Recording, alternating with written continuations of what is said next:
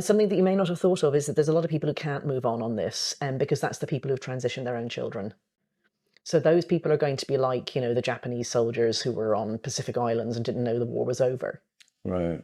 They've got to fight forever. This is another reason why this is the worst social contagion that we'll ever have experienced. A lot of people have done the worst thing that you could do, which is to harm their children irrevocably because of it. Those people will have to believe that they did the right thing for the rest of their lives, for their own sanity and for their own self-respect. So they'll still be fighting. And each one of those people destroys entire organizations and entire friendship groups. Like, I've lost count of the number of times that somebody has said to me of a specific organization that has got turned upside down on this. Oh, the deputy director has a trans child, or, oh, the journalist on that paper who does special investigations has a trans child, or whatever. The entire organization gets paralyzed by that one person. And it may not even be widely known at the organization that they have a trans child, but it will come out.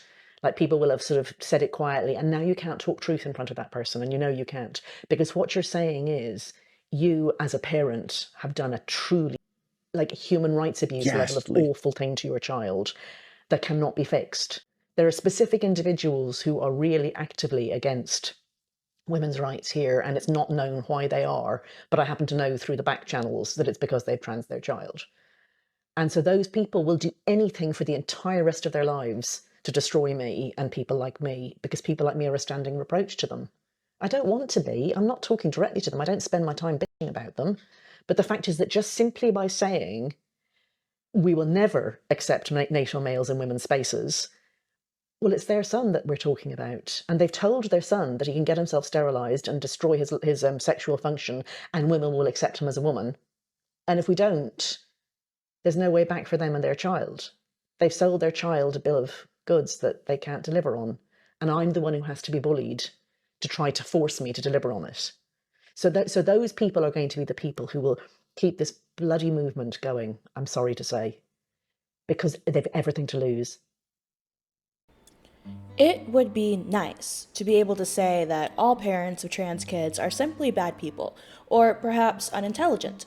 Even to paint them all as gullible would go so far as to simplify a group of adults who have supported and validated a group of children into self-harm or harm to other kids.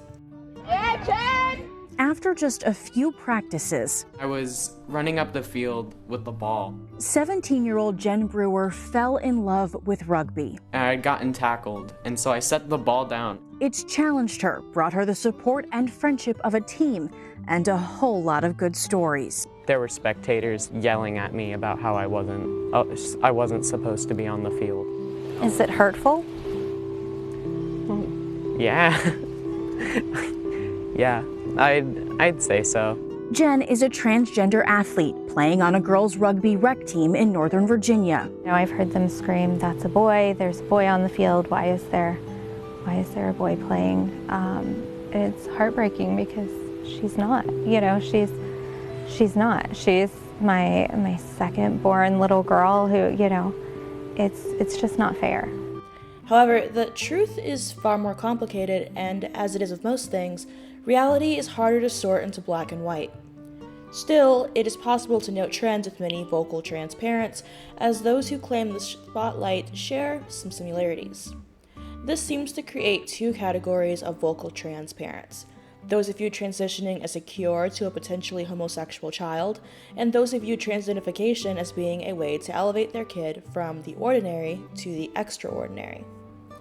One of the most well-known examples of transitioning due to parental homophobia can be seen in Kai Shapley, a recent addition to the roster of brave trans kids currently in the limelight to protest the new pushback against medical experimentation on children.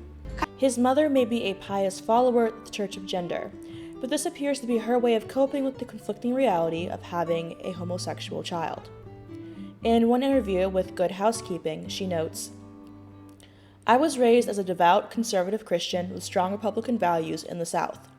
It's a place where being different can not only be unforgiving, but unsafe. I was, and am, an active member of our local church. I used to lead a small ministry teaching Bible study, and didn't support or condone those living the LGBTQ lifestyle. That was just part of the Christian makeup I've been brought up to believe. I knew I'd instill those same principles in my children.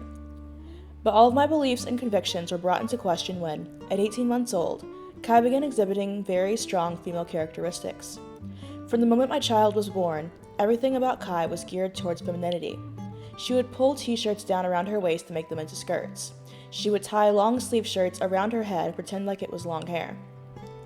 I tried so hard to force her into wearing clothes of camouflage and superhero patterns, and I even gave her severe, flat-top haircuts. Kai has 3 other siblings who are boys, so it was also a very testosterone-filled family environment, which I thought might help. Everything was fishing and spitting and boy stuff. But Kai just continued to be Kai. Shortly after Kai turned 2, friends and family were starting to notice her behavior. Living in Pearland, Texas, that meant we were getting a lot of sidelong glances and questions. Kai would only play with other girls and girls' toys. She said boys were gross. Family members were outright asking me if this kid was gay. It made me nervous, and I was constantly worried about what other people would think of me, of us, and of my parenting. While family was questioning whether Kai was gay, a Christian friend of mine, who was also a child psychologist, asked me, "Have you noticed Kai's feminine behavior?" It was such a gentle question as opposed to the harsh accusations of others. By the time Kai was 3.5 years old, I couldn't ignore it anymore.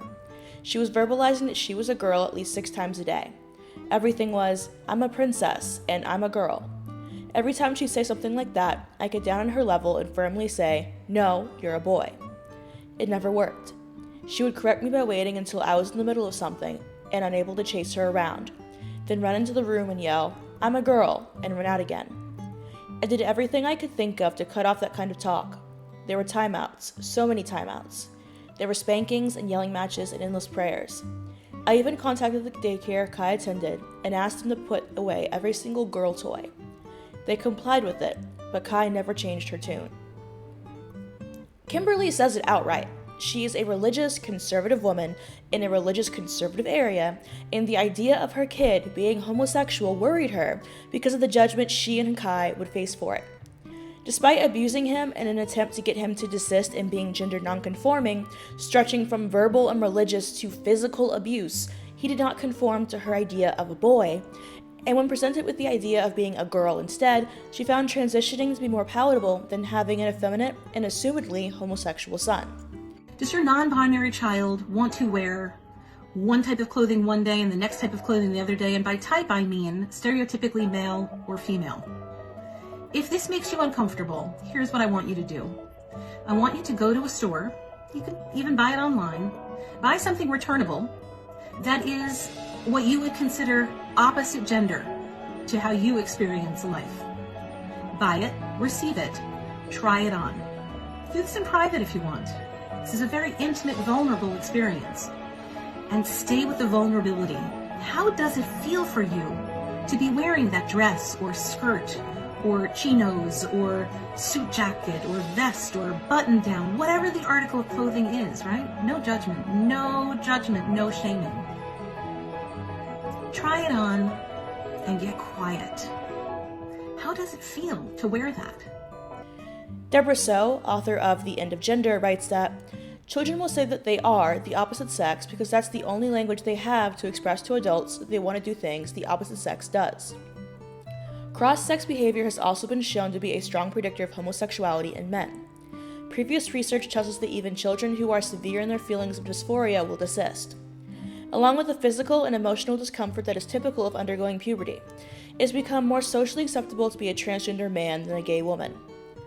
The study's findings also showed that transitioning increased students' popularity among their peers and offered greater protection from harassment, because teachers were more concerned about anti-trans bullying than bullying that was anti-gay. Now, it's difficult to say whether or not public figures like Jazz Jennings are on the opposite end of the spectrum, because many parents who seek transition as a solution to homosexuality also seek the limelight. Perhaps one motivation may be stronger than the other, but often both are present. No, your mom don't get it, and your dad don't get it, Uncle John don't get it.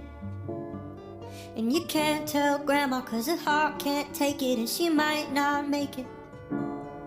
They say don't dare, don't you even go there, cutting off your long hair, you do as you're told. Tell you wake up, go put on your makeup, this is just a phase you're gonna outgrow. In the case of Jazz Jennings, whose transition has been widely publicized ever since his first interview in 2007 with Barbara Waters on 2020, it is clear that being in the limelight plays a major role in his position of publicity. His journey, which has led to sterilization and mental stunting, has been widely televised and has presumably brought the Jennings a hefty paycheck alongside it. Despite his unsuccessful surgeries, mental health issues, and the distress his transition has caused, he remains heralded as an example of the perfect trans child story, wherein so much pain and suffering is meant to be sidestepped by early support for transition. In reality, his mother seems to be like many of the abusive types populating the entertainment industry. In an article for Spiked, Malcolm Clark writes, Jeanette revealed to friends that she often had to bully Jazz into doing his dilation. I have woken Jazz from a dead sleep and taken the dilator and put lubrication on it and said, here, you take this and put it in your vagina. If not, I will. Maternal love, eh? Jazz's physical problems go deeper still. He's been on puberty blockers since the age of 11.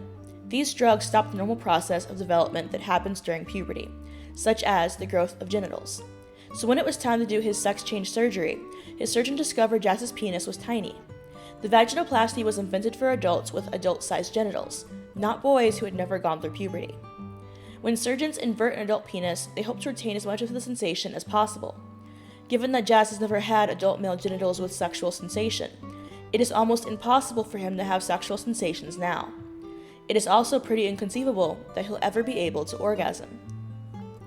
Other families are far more entrenched in gender ideology, with both parents and children identifying as transgender. So you are a transgender boy, you know what that means? So you were born a girl, but you feel like a boy, right? That kind of means you're transgender. Okay? And that's okay, but that's just the term for it. Do you like doing quiet girly activities, or do you like jumping around and being crazy and tackling everybody? Boy activities. Boy activities. In 2017, the Daily Mail reported that an entire family of 4, man, woman, son, and daughter, has come out as transgender in Queen Creek, Arizona. Daniel Harrett, 41, the biological parent of 2 trans children, was assigned female gender at birth and is a transgender man. His son and daughter also say that they were assigned the wrong gender at birth, and he has met a transgender woman, Shirley Austin, 62, who was assigned male gender at birth. Harrett and Austin are now engaged. In 2019, the Daily Mail reported on another trans family, this one noted to be the first intergenerational trans family in Britain, with a trans-identified female playing as father, and a son who identifies as female. You'll also find plenty of stories where multiple children in one family identify as another gender. The reason why is simple. This provides attention, validation, and support from the community, both emotionally and often monetarily as well. It's quite similar to Munchausen by proxy, but is socially accepted as transitioning is not viewed as harmful. An additional harmful side effect of these trans parents is the role that the publicity of their children's transition stories makes it difficult for them to detransition if they so choose, not just because of the publicity of their experience, but because they may play a role in supporting their families. It's something that I don't think many people realize when they watch these things and view them just as entertainment. Yes, it is entertaining to watch what TLC often puts on air, which is often very abusive and coercive material. But I think few people stop to realize how these children are in a place quite similar to that of child actors like Jeanette McCurdy or Zendaya, who at a young age were the ones being the breadwinners for their families. And even if they're not the breadwinners, they often provide the identity that their entire family revolves around. And if that were to disappear, then what would they do then? I had no idea even what being transgender was, what a trans person was, until I saw it online and I saw it on TV. And when I was 12, 13 years old, that was when the TLC show wasn't out, but Jazz Jennings was doing interviews. I immediately saw myself in her shoes, and then seeing how the discussion of a girl's brain and a boy body, at 12 years old, I don't know why it clicked with me. And that was something that I just felt aligned with, especially because I was always around girls. I liked all the things that the girls were doing. And so it just kind of made sense the way it was portrayed to me. Right. Yeah. And it really convinced me that that was me. Jazz has had a very difficult surgical course. She had a very incredible first surgery, It went seemingly very well, but there were problems. Taking Jazz on as a patient for surgery, we knew it was going to be a one-of-a-kind surgery. She's one of the first to have undergone complete pubertal suppression. I was just not expecting her to have a complication as severe as what she did have. The stitches started coming apart. How likely do you think that's going to happen again? It's always possible. If you or your child have been harmed by gender medicine, contact Transition Justice. This, dear viewers, is where we part. Someone requested this quite a while ago, specifically on the language of trans parents. Because you'll notice that it's kind of like a sunk cost fallacy in a way as well. A lot of trans parents, even if they realize, for example, Jazz Jennings is never going to be able to have a real romantic relationship, not just because of the inability to have sexual function, but also because of the mental stunting of puberty blockers that'll make it difficult for him to really connect with other people. And I just think it's very disturbing. It's something that I feel like a lot of these people, they don't want to admit what they did to their kids. It's easier to pretend this is the best thing to do because even as stuff like the CAS report and the WPATH files, all these things are coming out showing, hey, no, this is wrong, they can't accept that they have to dig down further because if they were to admit that they did the wrong thing, they will have to admit they played a role in sterilizing their own children. Anyhow, if you guys have any comments, questions, or concerns, let me know in the comment section down below, and I'll see you guys next time. Bye!